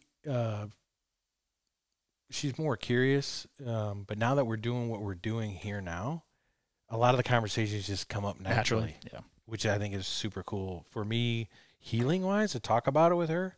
Say, hey, this picture, or hey, that guy you just saw walk in, that's this guy, or this guy, this, former Special Forces guy that we're highlighting, or the uniform that we're cutting on. This is a friend of mine, and let me tell you a story about him, that you would never hear anywhere else. And so those are cool to talk about, because I get to brag about my friends and people who've served, and even, you and a lot of the SEAL community that I've become pretty close with. Yeah. Just to kind of brag on you guys a little bit, say, hey, this is pretty sweet. How was your transition out? It was a rough one. It's a more common narrative than I think most people would think. Yeah, it was rough, because you go from hero to zero real fast. That's a good way to put it. You go from the gate shutting behind you at the compound, and then you turn go from around. the tip of the spear to the tip of the spoon. Yeah, like very fast, and it's a realistic. It's a cutoff. It's an immediate cut. You get your retirement check, have a good one. Go figure it out. Yeah, and the bus moves on. Yeah, and you wanted to move on, and I for my retirement, it was a handshake, and I walked out the door and dropped my badge at the door. It wasn't a ceremony. I didn't want one, because we were still doing a lot of stuff, and I think they've changed that. I think they kind of forced a little bit of retirement ceremony, but for me, I didn't want to interrupt the train. When I left the last day at work, I went in and saw my boss. I was like, hey, I've got enough terminal leave saved up. I'm not going to be here tomorrow. I'll see you later. Yeah. And never had a ceremony. Went and got my DD-214 like 2 months later. And I didn't even sign mine. I signed mine with a guy. He was like, hey, thanks for your service. Shook my hand. And I was like, yeah, see ya. Drove off Navy base. It's like pretty startling day. That's a tough one, right? I mean, that's a long time, man. 20 years, 18. You served 18, 17. Right? 17. Not only was it a long time in service, well, it wasn't, relatively. It felt, well, at that point in my life, I had been damn near serving for longer than I hadn't been. Right. And I had wanted to do it for so long, and it was the only thing that I had really wanted to do. Yeah. And I remember leaving North Island, driving towards the bridge, the exit of North Island will take you right towards the Coronado Bridge. And I had to stop and pull over. I was like, what in the fuck am I going to do now? Yeah. Because I realized, I had thought about it a little bit, but I guess until I had that piece of paper in my hand, it didn't seem as real as it was. Yeah. And then the journey of tip of the spear to tip of the spoon, what are you going to melt this spoon into, or are you going to? Right. It was tough, for sure. I struggled. I'd say emotionally, at least I had struggled for probably 18 months before I got my head on straight and started slowly marching in the right direction towards all this stuff I do now. Yeah, for me, it was fast. Find something. Luckily, I found a good job working with some just amazing guys again. What was your first job getting out? It was a contract, full-time position, contract work. There was a group at Fort Bragg that stood this up, I think 2002 or 3, beginning of the war. Just a government group of dudes, and brought me on. They were on a pretty major contract, so I was like a rifle instructor and leadership instructor. Training component. Yeah, something that I obviously knew. Which is smart, because it retains that knowledge. Yeah. Like, they're out of the military, but they're not. Because you think, there's a stat I read one year. In 1 year, I think it was like 360 people left the SEAL teams and 361 graduated buds, which is probably pretty normal. Yeah. So you get a net gain of one person. Yeah. But do the math on the experience. For sure. Yeah. Thousands of years of combined experience, which is irreplaceable. Right. And if you can have a way to keep those people somehow attached so they can pass those lessons on, I think that's super smart. Yeah, so I was on a big Army contract, teaching young paratrooper. Whatever, it was part of the contract, and I enjoyed it. But I had to sit back too and say, hey, where's my life going right now? And I was kind of entrepreneurial anyway, so I was like, I'm going to try to start doing some stuff on my own. And that was a struggle. Then you kind of go back to, you kind of go, I'm going to tip my foot in the water here, but I'm really keep talking. I'm turning the lights on. Yeah. So you go from, tipping back and forth to being an entrepreneur to, hey, buddy, you need a paycheck. People are depending on you now more than ever. So, yeah, because I didn't have an education. I mean, high school education came in right after high school. Same here. And I haven't. And it wasn't exactly like I jumped over the hurdle in high school, if you know what I'm talking about. Yeah, no. I saw a report card, I think, from my senior year, and it did not look good. And I think it was in pencil. I might have tumbled over the hurdle. Yeah, I was not. I was an okay athlete. I was not a very good student. I was like the most of the narrative of my life, I was an average athlete and a below average student. Yeah, me too. I look back, I was so irresponsible in my approach. I had no plan B, which worked out well for me, but I didn't understand. I think that's what helps you now, though, too. It does, but I didn't understand the one thing that I was shocked by when I went back as an instructor. I was like, oh, a lot of these kids get hurt. Yeah. And they're great people, but they can't control that. And I don't know what in the hell I would have done. Yeah. I mean, I watched kids fall off the obstacle course, powder their pelvis, shin splints to the point where you can't walk. Like you're legit going to be on crutches for 6 months. It's like, oh. Because if you fail out of the SEALs or out of BUDS, you go back to the Navy. Well, they've changed the pipeline now. BUDS is in of itself an A school. Oh, wow. But I don't know what happens if you fail it. Right. Because then you would be undesignated, which is why for me when I went in, I had to pick an A school prior to BUDS because of the attrition rate. Yeah, that's scary. And the likelihood that you're going to have to go. So I picked a radar scope operator. Right. And if you and I were on a vessel right now and our life depended on me being able to look at that radar scope and use it, we're going to die because I've never seen one. Yeah, so I think that was the other, once I got into the Army, that was the other big thing of like, dude, if you don't become a SEAL, you become whatever. Yeah. And the Army is kind of that way too. They're like, hey, you come in, we're going to tell you your next duty state. We're going to tell you. Yeah, needs of the Army. Needs of the Army, right? And I'm like, ooh, I don't like that at all. So I tried to make my own path and do all that. And luckily it all worked out for me. But yeah, no plan B other than just. I guess I say that and I try to talk about it honestly when it comes up because hopefully people listening can learn from that mistake and at least have some semblance of a plan B. Yeah. But I will say, don't make your plan B too enticing. Right. Because my role as an instructor was to make plan B look better than plan A. Yeah. And you catch people in the cold, I would have got you good. Yeah, I know. I don't like the cold. You'd have been playing first chair of that bell. Yeah, I would Phil Hartman. Hey, what was that? I made my own bell. It wasn't even hung up yet. I rang that thing early. No, but no, I like what I love what I do now because I'm getting to see so many people and talk about so many things. Yeah. And I think a lot of it because I don't know, maybe it's culture or hey, I'm not that big of a deal and we aren't on the grand scheme of things, but talking about it with people is total healing for me. Well, I think it's an important part of who we are. A very small percentage of our civilization, or not civilization, but society, will actually get the opportunity to serve, which I personally think it's a privilege, not, a burden. Sure. But the stories from that, like those Medal of Honor stories, like if that doesn't inspire you or like put a shiver up the back of your neck, I don't know what to tell you because that level of selflessness, like I don't care what you do for a living and who you are, you can learn from that. Right. So it's not that they're special, but I think they're important. And telling the story and having that legacy go on in the history of the things that were done.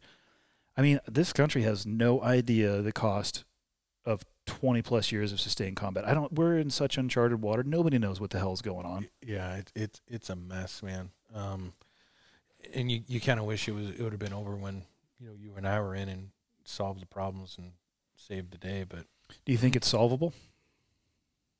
Gosh, I don't. I don't think it is either. We've learned and our units have sharpened their swords to the finest, like we are the strongest fighting force on the planet Earth right now.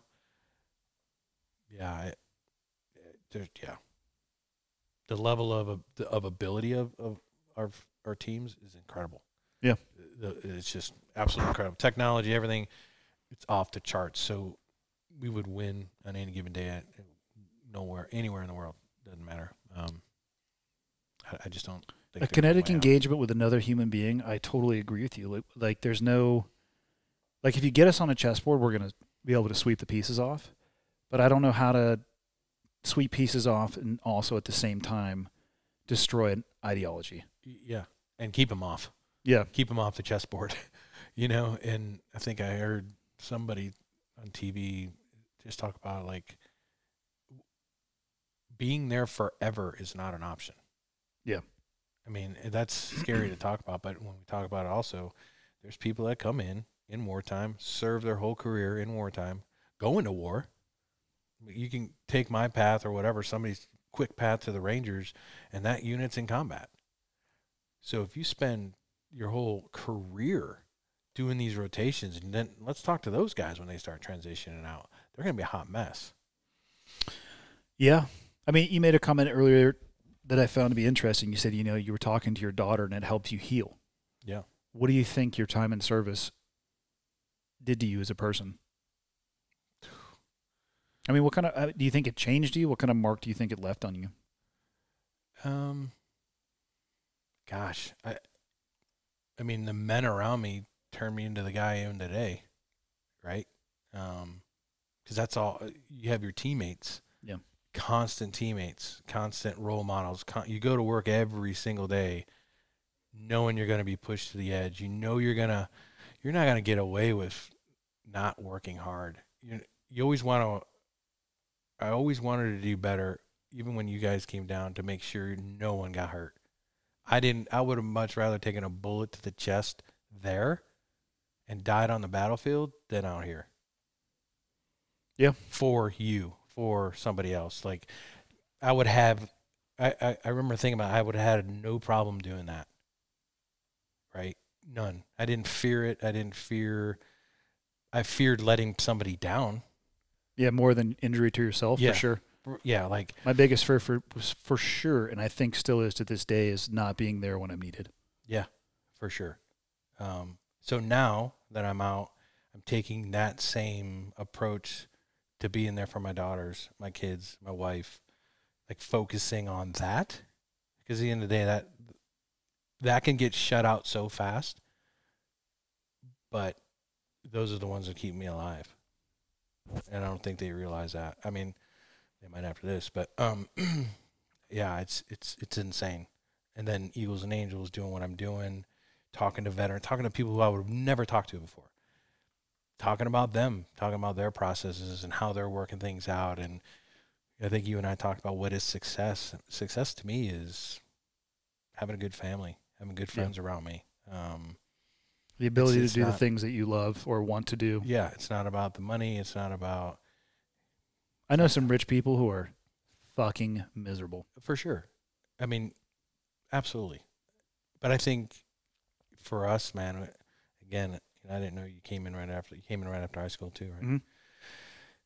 I think there's something to be said about that too. I mean, we don't know anything different other than that. And then getting out with your head down, to going to the places we did and got out and say, hey, let's go solve this. I had nobody to lean on and to mentor me through this business world. And then I found starting my own businesses, just I'd rather fail and let me fail versus do something on a business side and be like, hey, I'm not a very good employee, buddy. Like, this isn't working out for me here. And I don't want to ruin anything that you started. And then, yeah.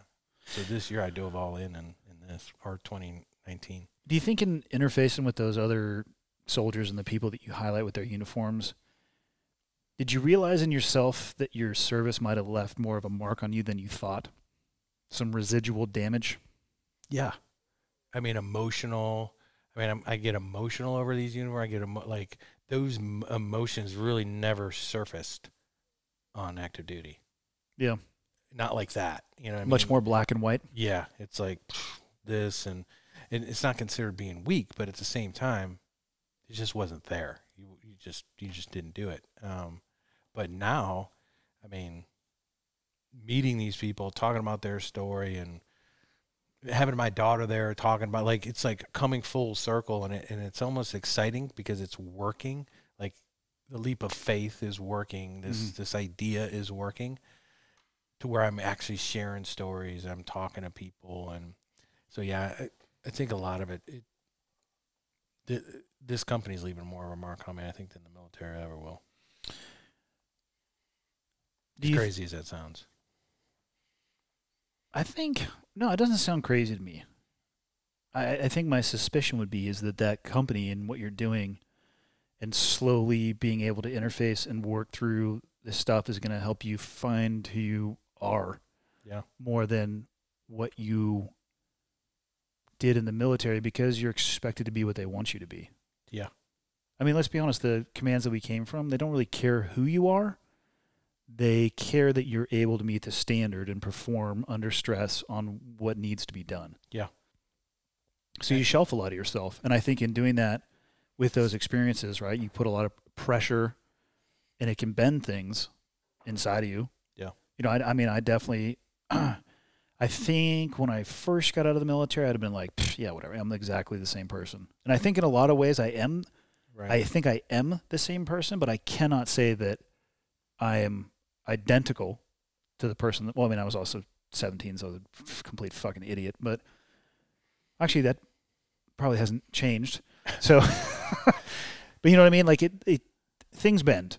Yeah. I don't think anything broke, but I know things bent. And I think that people might get into trouble if they expect it not to bend. I think it's supposed to. Yeah. I think it's supposed to bend. You're not supposed to be the same person after those experiences. It's supposed to change you, but I think finding an outlet to work through them like you're doing through talking with other people is super healthy. Yeah, and I found that to be true by doing it. So, yeah, super stoked. And the other thing I find happiness too, and I was telling you before, was hunting, bow hunting. Give it time. Practicing. Give it time. That will no longer provide you happiness. I know. It'll provide you frustration and anger. But I will say on the physical, like getting up, like businesses, I love doing what I'm doing because it's a focus and I'm energized and the purpose is there and there's a lot of things going right. But I was missing also the challenge of starting something brand new on a physical side and trying to like master a craft. Yeah. You know what I mean? Master something, because rifle, pistol stuff we talk about, no, we can do that. Well, we're both the same. Like, yes, I have rifles and pistols, but I don't name them. No. I don't take them. Right. My bow is very important to me. Yes. Yeah. But like, I don't make my own bullets because companies do that. And why in my opinion, it's like, if it goes bang, it's a good gun and I'll get the bullets from the box. That's right. Easier and saves me time. Yeah. And I spend enough time doing the currency and I'm still current and competent, but not to the degree that I used to be because I guess I'm fatigued with it a little bit too. Yeah. And I don't need to be at that level anymore. And I'm okay with that. I mean, and then you pick up a bow and you're like, oh, I suck. Dude, you don't even want to hear my first picking up a bow. Dude, I didn't even know what a peep sight was. I didn't even know. It was a mess. Trust me. No, I absolutely do want to hear this. Oh my gosh. Because if you didn't know what a peep, watching? Maybe. Because if you don't know what a peep sight was, that's a party. Oh, it was bad. So I want to try this bow thing out, right?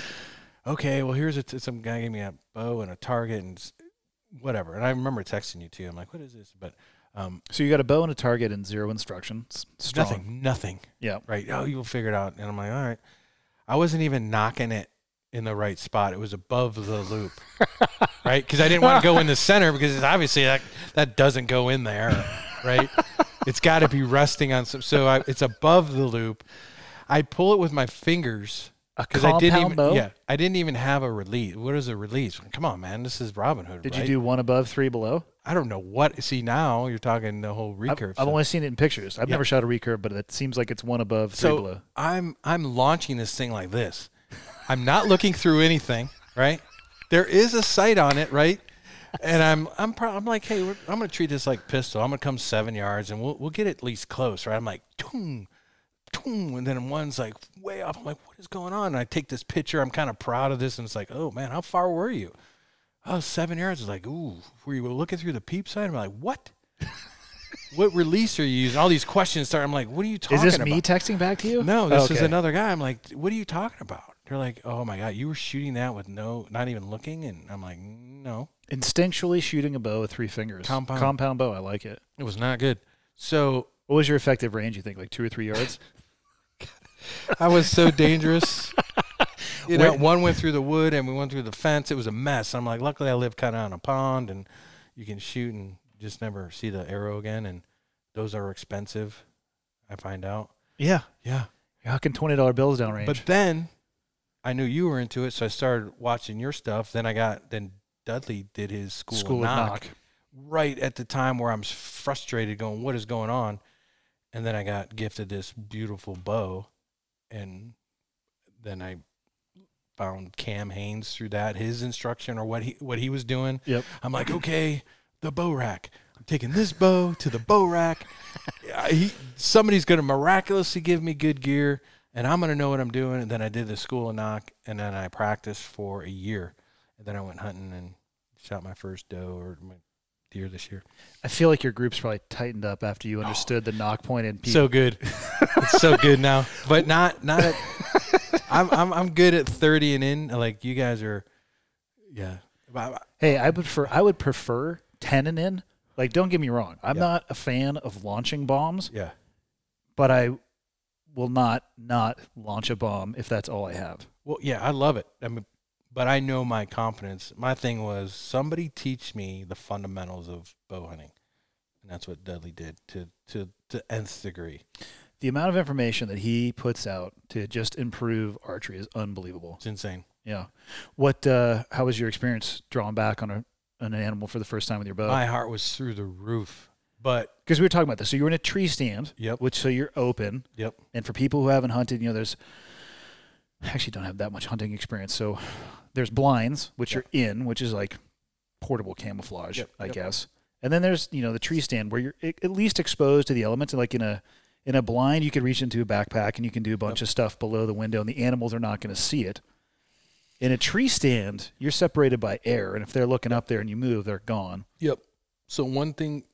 Getting close to dark, they're moving around. I could see them, but I just never had a shot, and they came close enough. And then, sure enough, this one comes walking right up underneath me, and I'm like, oh my gosh. The only thing I think that saved me is I was already standing up, right? Because now if I was sitting down, I know I would have made some kind of noise. You would have had to stand up very slowly. Yeah. And so, how old am I now? 20? Yeah. I'm right 20. now? Yeah. 20 plus 35. So I would have been able to leap up with nothing but stealthiness. No, my ankle would have broke, and they would have been like, hey, old timer. But no, I was already standing up, and so it walked within 20 yards, and I'm like, is this really happening right now? Because I'm by myself. I'm like, is this really going to happen? Sure enough, man, drew it back, and I'm like, again, Dudley's thing with him, all through my brain was just making the hand, yep. The foot placement, draw it back and get all the things all lined up and it was there, and I launched it, and it fell right there. How was your shot? Right. It fell right in the same spot. That's awesome. I'm like, you got to be kidding me. Like, I'm looking around like, whoa, and it's just, it was a doe, but I'm like, I didn't hurt the animal. Yeah. My first time, like this year of shooting, paid off, and it was fun. So yeah, I'm pretty. It's an intimate experience, more so than sitting in a blind with a cocktail with a rifle. That's even emotional. Not that I advocate sitting in a blind with a cocktail and a rifle. Like, people, I don't think they understand. Like, it's an emotional experience when you take that animal's life. It's like, yeah, but you're gonna provide for my family, man. That this is awesome. Like, we did it. Yep. So it's so cool. That story reminded me, you said there's been 2 times where your leg was shaking like a sewing machine. Oh. First one was in... First one was in jump school. The second one was Iraq. Because I've seen sewing machine leg on people getting ready to shoot animals too, so I thought that might have been it. No, it was in Iraq. It was a very high-value target, right? I'm like, okay, this is it. We're going to wind up not being, not bad intel, whatever, but it was going to be an ugly night. Yeah. Like intel was pointing to being an ugly night. Like, this is odds were stacked against you, perhaps. You were definitely, you were going after it tonight, boys. So yeah, I was getting ready to get on a ladder, and it just started shaking, and I'm like, because it was like, you know, climbing. I'm like, am I gonna meet this individual like face to face right now? Because nobody can hear us. It wasn't fast or dynamic. Everything had to be slow. And sure enough, man, I'm climbing that ladder, and my team leader grabs my leg. He's like, "What are you doing?" I'm like, "I don't know, man." He goes, "Do you want to come down?" I'm like, well, let me take another step. You know, let me see if this shakes itself out. And it wound up, you know, getting better. But that was the second time. I'm like, "You scaredy cat." And I got called out under nods, you know? Probably through the noise, not necessarily the Yeah, nods. well, I probably couldn't hear because whatever. But, yeah, that was the second time I was uncontrollable.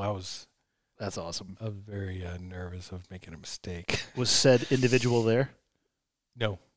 Shocker. No shocker.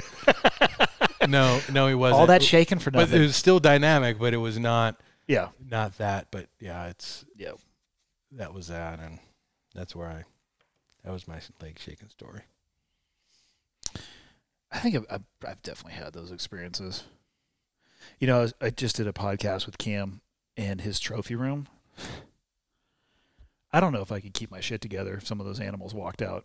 Dude, I've seen some of his videos, and I It have doesn't his do release. It doesn't do it justice. No, I bet. I mean, well, he himself is like, when I'm starting to look at role models for what I'm trying to do now is be better and look at people and not try to get all this noise and just get people who are fundamentally sound, who have been working as hard as they can to be the best that they can, because that's what we did.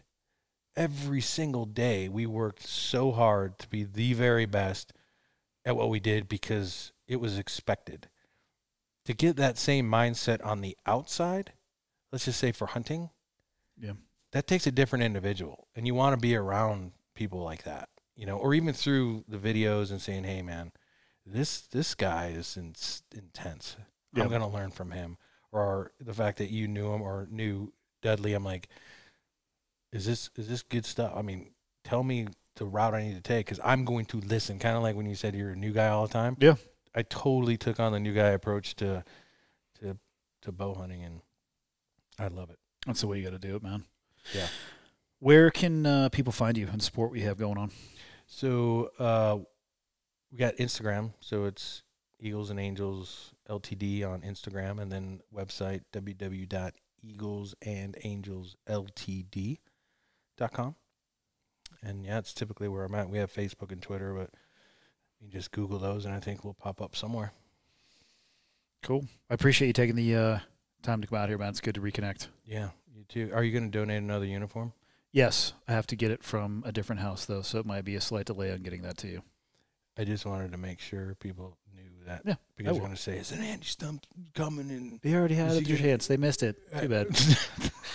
Yeah, that's what the LTD stands for. I don't know if you know this. It stands for limited. We're going to make Andy go find another uniform. I will. And I'll grab some for sure. We'll make some stuff, and just might be a slight delay physically possessing those. I get it. Cool, man. Thanks. Thank you.